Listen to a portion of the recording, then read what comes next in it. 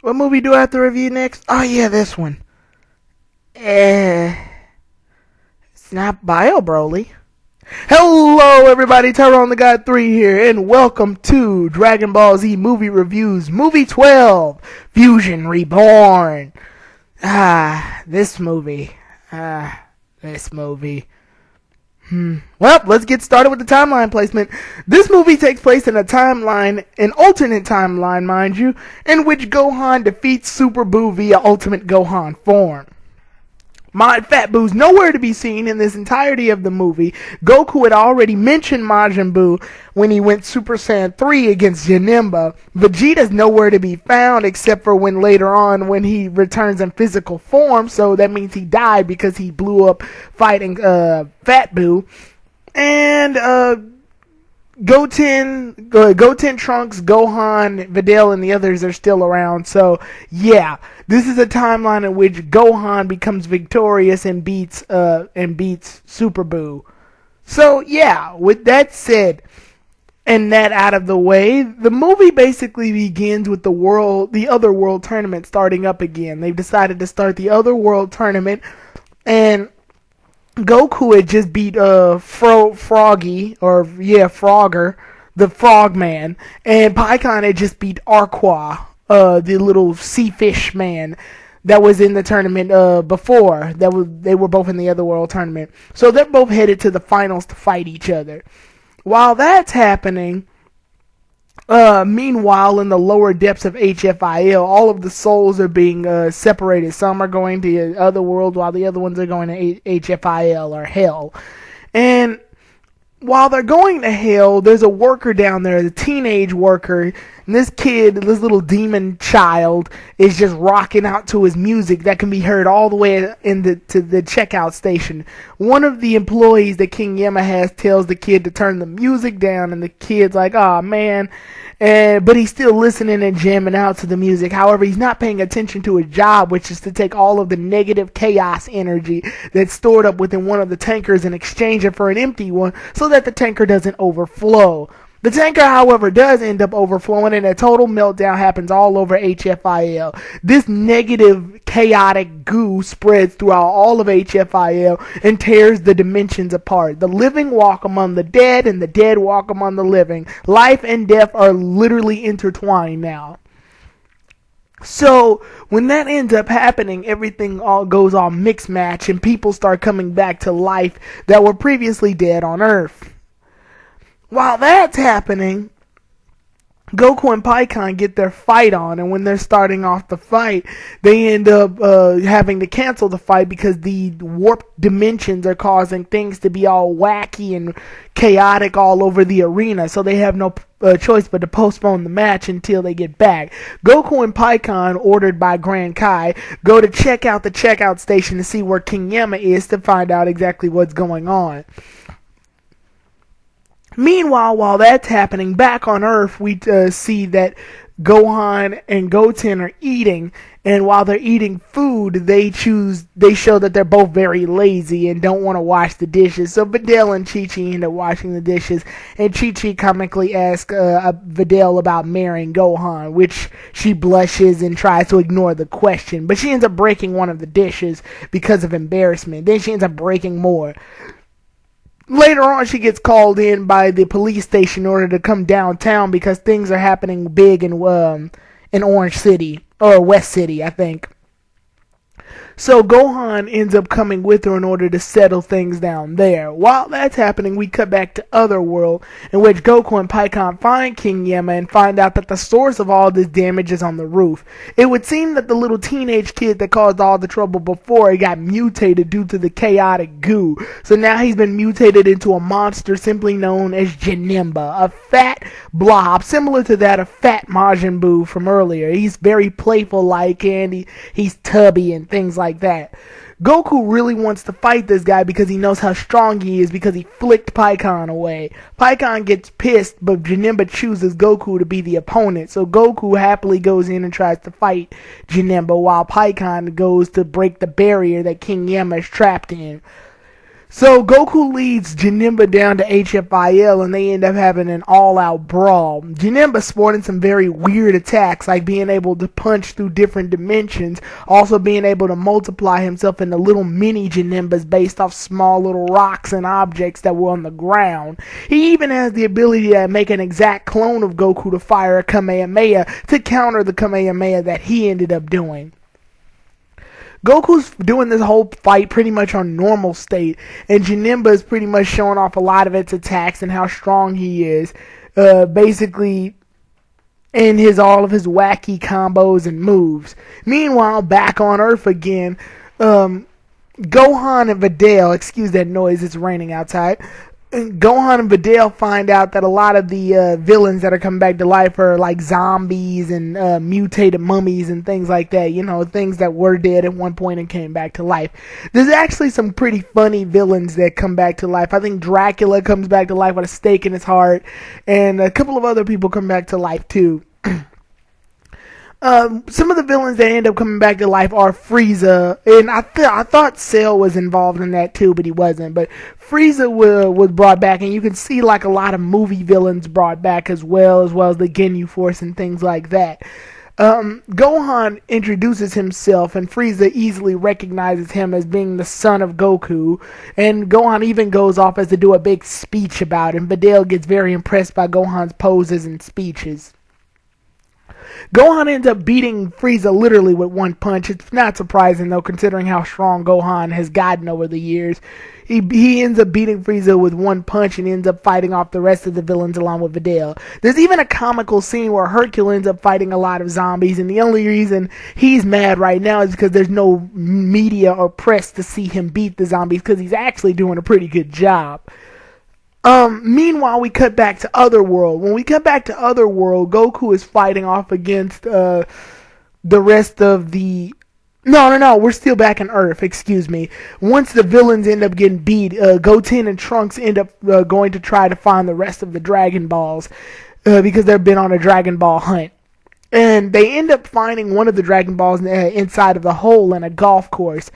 And Goten ends up getting hit by a golf ball in the head and gets mad that he tries to hide the golf ball into the hole, but he ends up giving the old man a hole-in-one comically, and him and his wife are just really happy, and he's like, in all of these years. So I'm thinking, wow, it takes all of those years to get a hole-in-one.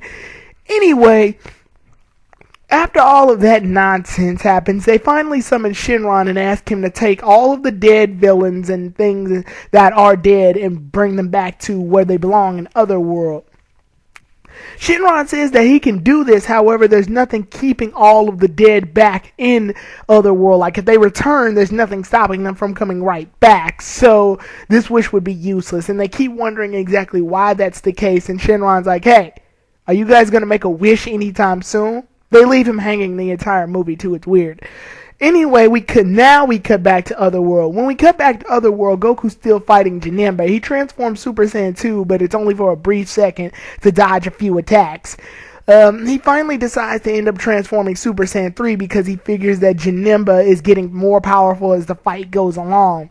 When he does this, he beats the shit out of Janemba. I mean, good God, Super Saiyan 3 Goku is beating the crap out of Janemba. Everything from this cool little like lightning punch that he did on Janemba to this to doing these double energy blast charge on him, and it just knocks Janemba so badly that he is like literally imploded into himself, and he gets all freaked out, and he should have died at this point, but instead he ends up releasing out of this form into a much smaller form. I like to think that this form is very similar to that of Super Buu, because like the evil grin and everything is the same, and even the way he just overall looks, the outer look is the same. So he's become a much smaller but far more stronger form.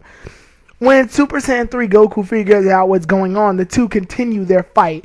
And while they're doing that, Pikkon is pissed. He ends up so pissed that he ends up yelling at the wall barrier that didn't break with Goku and Pikkon's energy blast before. He ends up yelling and even insulting it for not breaking. And when he ends up yelling and insulting at it, it causes a crack, which means that this barrier has a weird weakness to insults. And yeah, it's odd. Anyway, the fight continues with Super Saiyan 3 Goku and Janemba, and for a while, Super Saiyan 3 Goku is actually having the advantage, but Janemba gets stronger as the fight goes out and uses even more cool dimensional moves, like one where he can take his entire body, split it into small little, like, dimensional pieces, and appear on the other side of the area. He can even turn small rocks into, like, giant swords and warp his body. And so those bizarre moves end up taking Goku off balance and end up beating him. So he beats him up so much to the point where he knocks him into a loop. When he knocks him into a loop, Goku falls and turns back to normal state into the pool of blood, the giant blood fountain that's in HFIL. Only this time it's shaped like a cone now because of the whole dimensional chaos crap. Janemba ends up slicing the blood fountain a bunch of times and a bunch of times and a bunch of times until Goku's trapped in nothing more but a small little blood drop. He's about to finish Goku off with one final slice, but Vegeta interferes with one of his attacks. Goku is confused as to why Vegeta's back and how he came back, but Vegeta's like, I don't know how I'm back, but I'm back. So Vegeta tries to fight Janemba, knowing that Super Saiyan 2 probably won't be enough because he saw him fight him on Super Saiyan 3, but regardless. And for a while, Vegeta actually does get some pretty good hits in. Like, he got a good kick in, and that he figured out the dimensional teleport move that Janemba does, and he was able to actually outsmart it. So that was pretty cool on his part. But ultimately, he ends up getting beat. In a similar fashion to how Kid Buu beat him, because he stretches his arm out and chokes Vegeta all the way through the area of HFIL and slams him down with his arm. While this is happening, we cut to Goten and Trunks as they fight off against Hitler. Yes, he's actually called the Dictator, but come on now, his looks and appearances are overall, he's Hitler. So Hitler's going off and he's driving tanks everywhere, and he's got his army just destroying all of the city. And Goten even comically is like, hey, you can't call dibs on an entire country, to make fun of, like, how politics work, I guess, or whatever. And Goten and Trunks are easily beating these soldiers with no problem at all, and they just say, F it, let's turn Super Saiyan, why not? So they end up going Super Saiyan and beating a lot of the army men, and Hitler's like, wow, I should actually recruit these guys.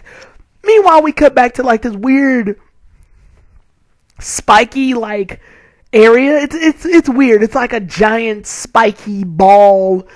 A bunch of spiky balls have been piled up into this area, like a torture area, I guess, because it is hell. But anyway, Vegeta's been knocked into it, and Goku ends up teleporting there and being like, hey, Vegeta, separately we can't beat Janemba, but if we fuse together into one being, we can beat him. And Vegeta's like, are you nuts? You know how much I hate having help, because he's never fused technically in this reality, so he never had the chance to go Vegito. So yeah, there you go. So he knows of the fusion, but he doesn't want to do it. And Goku's like, look, we have no other choice, and you said that anything's better than living life in hell. And Vegeta's like, you're right, I guess. But he still is refusing to do it. And then Janemba ends up blasting the entire area, and Vegeta and Goku get knocked for a loop. And Goku's like, are you okay? And this scene is really disturbing to me. And Vegeta's actually very emo in this movie. It's kind of odd. He even goes off as to start crying because he hasn't progressed in power at all, and Goku's gotten way stronger because of Super Saiyan 3. So, yeah. It is pretty embarrassing to see Vegeta cry, actually. Like, this was sad. But Vegeta swallows his pride, I guess, and is like, alright, we got no choice. I gotta fuse with you. And Goku's like, alright, good, let's fuse. So, what ends up happening, Goku teaches Vegeta how to do the fusion, and Vegeta's pissed, because he's like, no, I don't want to do any stupid ballet moves. And Goku's like, this is kind of what we have to do, though, so you got no choice. And then while this is happening, Janemba's getting impatient and is looking for him. But Vegeta finally locks down and decides to do the fusion. However, when they finally do the fusion, Vegeta's hand is in a fist instead of pointing his index finger out. So the fusion is done incorrectly. And instead of Gogeta, the fusion name that was supposed to be made when King Kai was watching this, they end up being called Veku. So yeah, that ends up happening. Veku's this very fat, blobbish version of the fusion, and he's at normal state, and his power is probably less than Goku and Vegeta's combined. Meanwhile, this is all being watched on King Kai's like little television along with the rest of the Kais, and the rest of the Kais are actually comically making fun of Veku. And I think South Kai is the one that actually made the name in the first place. So that happens. And Veku for a while is actually holding his own in the fight only because his moves are so unpredictable. Like he's tripping, he's farting, he's comically running away from Janemba. He's actually lasting a pretty good time. Then we cut to Pikkon and his whole barrier deal, and he's trying to get the barrier open. He's insulting this barrier over and over and over, and it breaks and breaks and breaks and breaks more. Meanwhile, we cut back to Earth, where Goten and Trunks are still fighting off against Hitler. Yeah, that's it. That's what's still happening. Then we cut back to Otherworld, and when we cut back to Otherworld, Veku is actually lasting a pretty decent amount of time. But he decides to run away, comically using a move called the Rabbit Feet attack, where he just straight up runs away. And when he does, he's hiding from Janemba, and Janemba actually picks up like a spiked rock and almost skewers Veku until Veku's fusion runs out of time and splits Goku and Vegeta. Goku and Vegeta fly away, and Vegeta's like, your stupid fusion technique almost got us killed, and Goku's like, oh crap, I didn't know, I'm sorry. And King Kai's like, no, it's not the fusion technique's fault. Vegeta had his hands balled up instead of pointed out. And Vegeta's like, oh crap, well, whatever. So they decide to try to do the fusion correctly this time. And Goku and Vegeta actually try to do the dance, but Janemba ends up catching them and is about to blast them with an energy blast, so they have no choice but to get out of the way. And they can't do the fusion if Janemba keeps attacking them. Luckily, Pikkon comes in out of nowhere and kicks Janemba in a surprise attack.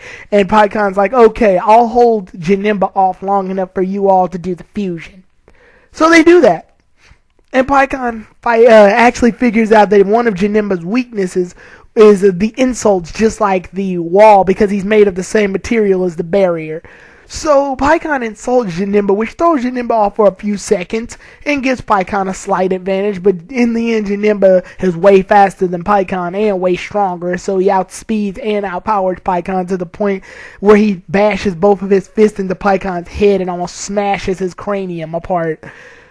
And when that ends up happening, Goku and Vegeta actually make it in time to do the fusion, and they finally successfully make Gogeta.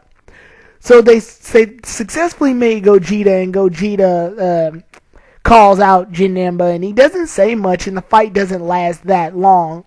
But while this is happening, back on Earth, Goten and Trunks sense that Goku and Vegeta have done their fusion, so they decide to fuse into Gotenks and fight off against Hitler. Meanwhile, we come back to Otherworld, where Gogeta gives Janemba a few swift punches, some acrobatic flips and kicks, and then finishes him off with the move called the Soul Punisher, or Stardust Breaker. I don't know. I think Budokai 3 calls it the Soul Punisher. I think Tenkaichi Onwards calls it the Stardust Breaker. So yeah, he uses that move on Janemba, and that move is strong enough to completely destroy Janemba and obliterate the negative energy surrounding his entire body.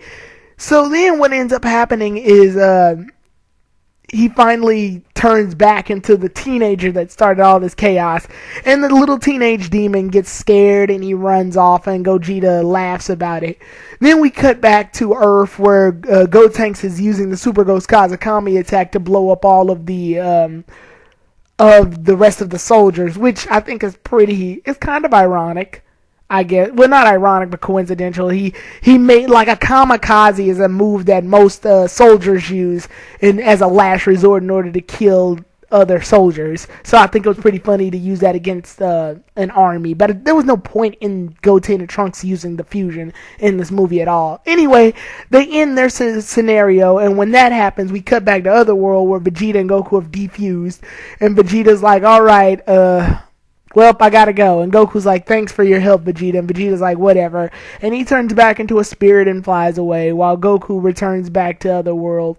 And everything's said and sound there. we cut back to Earth, and when we cut to Earth, Gohan and Videl have settled things there, and Goten and Trunks have too. And Goten and Trunks make fun of the fact that Videl and Gohan had kissed in the middle of the city after Gohan finished a lot of the villains. And Gohan comically chases Trunks and Goten, and Videl's like, "Wait up, you guys!" And then we cut back to West City, where at Capsule Corp, where Shenron's like, "Hey, is anyone gonna make a wish?" And that's pretty much the end of the movie. Now, how I feel about this movie, I honestly don't care for it, for real. I'm not gonna, I don't, it's not good, but it's not like Bio Broly bad. It's just, I don't care bad.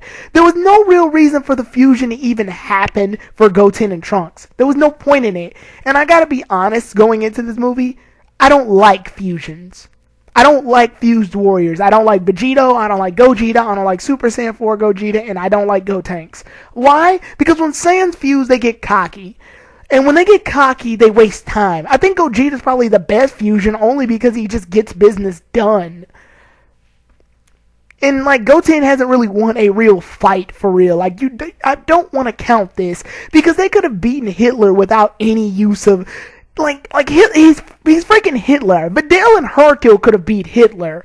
Like, that wasn't worth it. It wasn't worth the fusion. It wasn't even worth Super Saiyan. It wasn't worth any of it. The scenes of Goten and Trunks doing stuff was complete filler. It was unnecessary. One thing I do like is that Pikkon is in this movie, so they do recognize that Pikkon existed in some episodes. One thing I don't like is that he's completely out of character in this movie. Insulting the barrier and yelling and being all, like, obnoxious about this is not the same route that I know Pikkon to be. Pikkon's a cool, collective character. Like, that's who he was. He was a calm, collective character when he fought Goku in the first Otherworld tournament. And he was just cool and he was mellow. In this one, he's so out of character. It's weird. Like, if you'd watched this movie, you would never expect that to be Pikkon. It's completely out of character for Pikkon. It made no sense. I'm glad they brought him back. So like I said, the movies recognize that Pikkon existed, and he's a very infamous filler character. But at the same time, the movie makes him weird. I don't like how the movie treats Vegeta. Vegeta's very emo-esque in this movie, and he even goes as far as to cry for no real reason either. Like, wouldn't that shame his pride even more to know that he's just crying?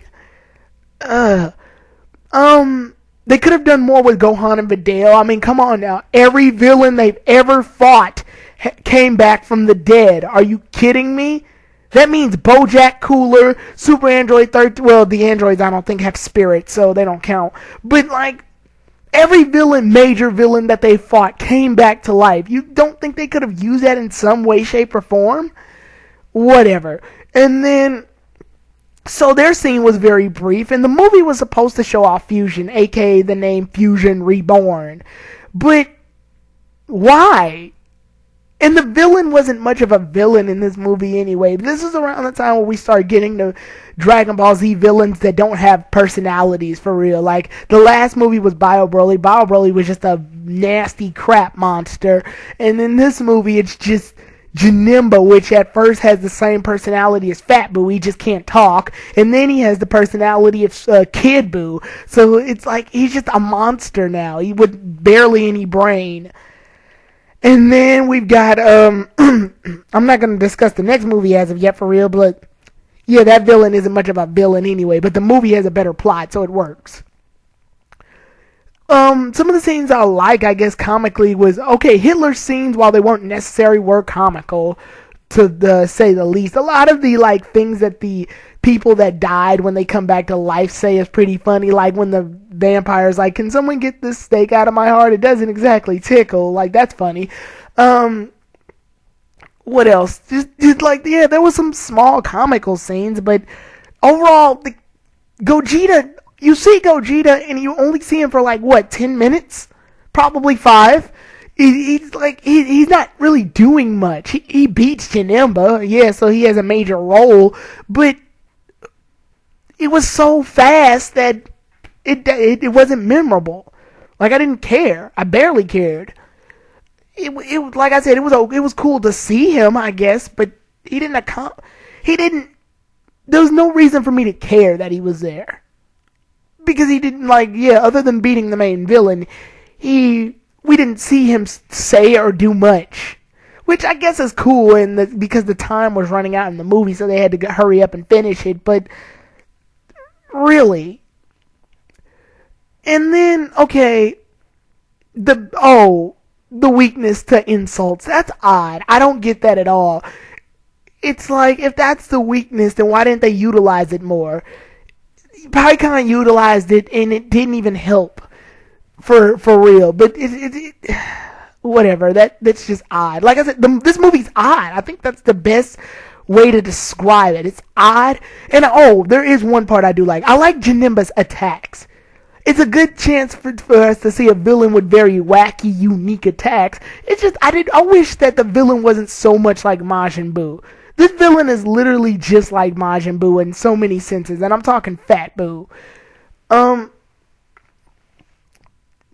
than that, like I said, this movie's more or less odd than anything else. There was no real point to Goten and Trunks fusing. Like I said, they didn't even need to turn Super Saiyan. Like this was pointless. Like, if you want to see Goten and Trunks at their most annoying, then here's your movie right here. Like, Bio Broly was bad, but at least it showed off their traits. This movie is just obnoxiously showing Goten and Trunks doing things that weren't necessary. They didn't need to turn Super Saiyan to fight Hitler. They didn't need to use the fusion. They didn't even need to make the fusion Super Saiyan, and they didn't need to use the Super Ghost Kazakami attack. They could have easily beaten Hitler and all of his army just at normal state. There was no point in any of that.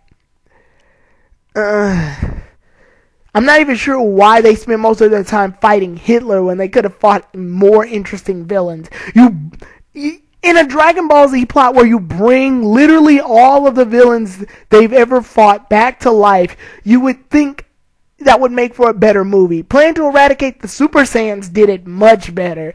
And then, hell, even the Dragon Ball GT Super Android 17 saga did it better.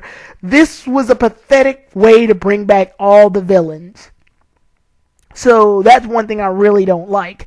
Like I said, this movie is meh. I can't say it's not terrible. Like I said, I like it way more than Bio Broly, and I like it more than Broly Second Coming. But it's still in the bad category just because of unnecessary things and things that just made me not as invested. This movie is blah. Like, that's all I can say to really describe it. It's meh. Like, it's bland. And I hate to say that, but like I said, I really don't like fusion characters, too. I don't like fusion characters because they play around too much.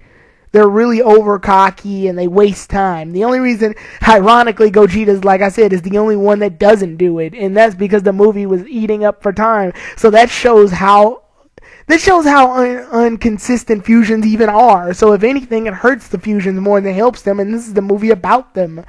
So it's just, this movie shows me that fusions have the power to do something, but they choose not to. And like, fusions in the Majin Buu saga were completely pointless because neither of them completed their objectives. I don't like fusion, so to make a movie about it was more or less like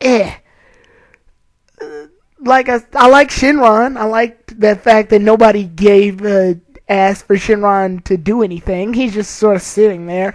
It's pretty funny. But, like I said, other than that, and I also like the scene where Hercule can actually become competent and beat some zombies. But other than that, this movie, I don't know what to say about this movie. I wouldn't recommend it because of all the stuff that happens that you would have to pick up on. I guess you would have to watch the Majin Buu saga first before knowing any of this stuff. But, like, what do you want me to say? There's not much to know about this movie. This movie's bland. It's just really bland. It's not terrible. It's not even bad. It's just not good. It's odd to say that, but that's how I feel about this movie. This movie's very generic. the plot, while it could be an interesting plot, but they don't divulge into it more. So I'm not as invested. But yeah, I hate to say it. This movie just doesn't catch my attention as much, I think is what I'm trying to say. That's all I can say. So, with that said, the next movie I'll be doing a review of is Dragon Ball Z Movie 13, Wrath of the Dragon. And I actually like this movie's plot. So, yeah. This is looking good. I'll see you all then, everybody. Have a great night, morning, or whatever have you. Tyrone the God 3, out.